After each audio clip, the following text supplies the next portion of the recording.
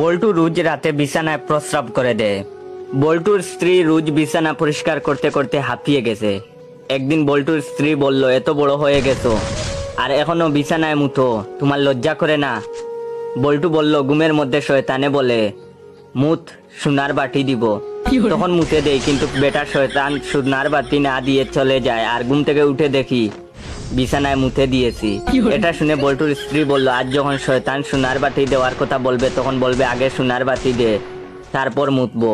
এটা শুনে বল্টু ঘুমিয়ে গেল। ঘুমের মধ্যে আবার শয়তান হাজির। শয়তান বলল, মুত, সোনার বাটি দিব। এবার বল্টু বলল, আগে সোনার বাটি দে, তারপর মুতবো।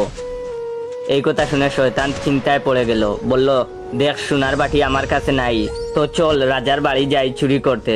বল্টু রাজি হয়ে গেল। দুইজন গেল রাজার বাড়ি চুরি করতে। শয়তান সোনার বাটি চুরি করে চলে আসার সময় রাজা দুইজনকে দেখে ফেলে। শয়তান আর বল্টু প্রাণ বাঁচাতে দৌড়ে পালায়। রাজা তাদের পিছু পিছু দৌড়ায়। দৌড়াতে দৌড়াতে শয়তান ডাব গাছে উঠে পড়ে। পিছনে বল্টুও গাছে উঠে যায়, কিন্তু রাজা বল্টুর পা ধরে ফেলে। এখন উপায় না দেখে বল্টু শয়তানকে জিজ্ঞাসা করলো, রাজা আমার পা ধরে নিয়েছে, এখন কি করব? শয়তান বলল, রাজার মাথায় হাগু করে দে। বল্টু বল্টু শয়তানের কথা মতো রাজার মাথায় হাগু করে দেয়। তখনই বল্টুর ঘুম ভেঙে যায় আর দেখে বিছানায় হাগু করে দিয়েছে। সকালে বিছানায় হাগু দেখে বল্টুর বউ বেহুশ।